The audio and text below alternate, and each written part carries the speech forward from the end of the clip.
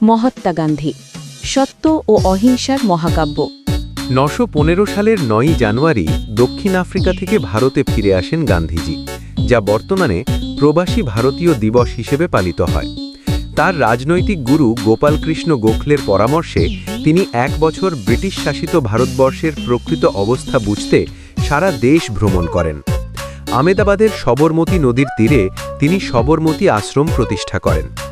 এখানে তিনি খাদি ও চরকার গুরুত্ব প্রচার শুরু করেন এবং আত্মনির্ভরতার স্বপ্ন দেখেন। তার এই সময়কালীন জীবনযাত্রা ছিল অত্যন্ত অনাড়ম্বর এবং ত্যাগী। 1917 সালে বিহারের চম্পারণে নীলচাষীদের ওপর ব্রিটিশদের 3 কাঠিয়া প্রথার অত্যাচারের বিরুদ্ধে গান্ধীজি ভারতে তার প্রথম সত্যাগ্রহ শুরু করেন। রাজকুমার শুক্লের আমন্ত্রণে তিনি সেখানে গিয়ে কৃষকদের অধিকার আদায়ে সফল হন। এটি ছিল ভারতে তার প্রথম বড় রাজনৈতিক সাফল্য। এরপর 1918 সালে গুজরাটের খেদা জেলায় ফসল নষ্ট হওয়া সত্ত্বেও খাজনা আদায়ের বিরুদ্ধে তিনি কৃষকদের সংগঠিত করেন। এই 2 আন্দোলন তাকে গ্রামীণ ভারতের সাধারণ মানুষের পরম আত্মীয় এবং নেতা হিসেবে প্রতিষ্ঠিত করে। 1918 সালে আহমেদাবাদ টেক্সটাইল মিলের শ্রমিকদের প্লেগ বোনাস ও বেতন বৃদ্ধির দাবিতে গান্ধীজি আমরণ অনশনের পথ বেছে নেন। এই আন্দোলনে সর্দার বল্লভভাই প্যাটেল তার প্রধান সহযোগী হিসেবে উঠে আসেন। 1919 সালে ব্রিটিশ সরকার কুখ্যাত রাওলাট আইন পাশ করলে তিনি দেশব্যাপী সত্যাগ্রহের ডাক দেন। 13 এপ্রিল জালিয়ানওয়ালাবাগ হত্যাকাণ্ডের নৃশংসতার প্রতিবাদে গান্ধীজি ব্রিটিশদের দেওয়া কাইসারি হিন্দ উপাধি বর্জন করেন এবং ঘোষণা করেন যে ব্রিটিশ সরকার শয়তানি শাসন চালাচ্ছে। 1920 সালে গান্ধীজি ব্রিটিশ শাসনের বিরুদ্ধে অহিংস অসহযোগ আন্দোলন শুরু করেন। এই আন্দোলনের সময় তিনি মুসলিমদের খিলাফত আন্দোলনকে সমর্থন জানিয়ে হিন্দু মুসলিম ঐক্যের এক অভূতপূর্ব নজির গড়েন। 1920 সালের নাগপুর অধিবেশনে কংগ্রেস এই কর্মসূচি গ্রহণ করে। বিলিতি পণ্য বর্জন, স্কুল কলেজ ত্যাগ এবং খদ্দর ও চরকার প্রচার ছিল এই আন্দোলনের মূল কর্মসূচি। শওকত আলীর মতো মুসলিম নেতাদের সাথে তিনি সারা ভারত ভ্রমণ করে জনমত গঠন করেন। অসহযোগ আন্দোলন যখন সাফল্যের শিখরে, তখন 1922 সালের 5 ফেব্রুয়ারি উত্তরপ্রদেশের চৌরি চৌরা গ্রামে একটি সহিংস ঘটনা ঘটে।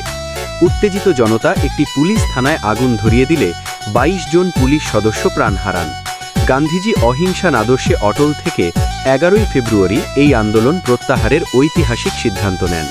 চিত্তরঞ্জন দাসের মতো অনেক নেতা এই সিদ্ধান্তে ক্ষুব্ধ হলেও গান্ধীজি জেলবন্দী হওয়া সত্ত্বেও নিজের ত্যাগের আদর্শ থেকে বিচ্যুত হননি। এর ফলে ভারতের স্বাধীনতা সংগ্রামে এক সাময়িক স্থবিরতা এলেও নৈতিক ভিত্তি মজবুত হয়। 1929 সালের লাহোর অধিবেশনে জওহরলাল নেহরুর সভাপতিত্বে পূর্ণ স্বরাজের লক্ষ্য ঘোষিত হয়। এই লক্ষ্য পূরণে গান্ধীজি 1930 সালের 12 মার্চ সবরমতী আশ্রম থেকে 78 জন অনুগামী নিয়ে দান্ডি অভিমুখে পদযাত্রা শুরু করেন। দীর্ঘ 24 দিনে 241 মাইল পথ অতিক্রম করে 5 এপ্রিল তিনি সমুদ্র উপকূলে পৌঁছন। 6 এপ্রিল সমুদ্রের জল থেকে লবণ তৈরি করে তিনি ব্রিটিশের একচেটিয়া লবণ আইন ভঙ্গ করেন এবং দেশব্যাপী আইন অমান্য আন্দোলনের সূচনা করেন। তরুণ নেতা নেহেরু তার পাশে থেকে এই পদযাত্রা শক্তি বাড়িয়েছিলেন। আইন অমান্য আন্দোলন দমনে ব্রিটিশ সরকার দমনমূলক নীতি গ্রহণ করলেও আন্দোলন স্থিমিত হয়নি। ধরাশোনা লবণ সত্যাগ্রহে সরোজিনী নাইডু বীরত্বের সাথে নেতৃত্ব দেন, যেখানে সত্যাগ্রহীদের ওপর পুলিশি লাঠিচার্জ বিশ্ব বিবেকের কাছে ব্রিটিশদের লজ্জিত করে। উত্তর পশ্চিম সীমান্ত প্রদেশে খান আব্দুল গাফফার খানের নেতৃত্বে লাল কোর্তা বাহিনীও এই আন্দোলনে সামিল হয়। এই গণ অভ্যুত্থান ব্রিটিশ সরকারকে আলোচনার টেবিলে বসতে বাধ্য করে, যা ভারতের রাজনৈতিক ইতিহাসে এক বড় বিজয় ছিল। 1931 সালের 5 মার্চ ভাইসরয় লর্ড আরউইনের সাথে গান্ধীজির একটি চুক্তি স্বাক্ষরিত হয়, যা গান্ধী আরউইন চুক্তি নামে পরিচিত। এই চুক্তির শর্তানুসারে লবণ তৈরির অধিকার প্রদান এবং রাজনৈতিক বন্দীদের মুক্তির প্রতিশ্রুতি পাওয়া যায়।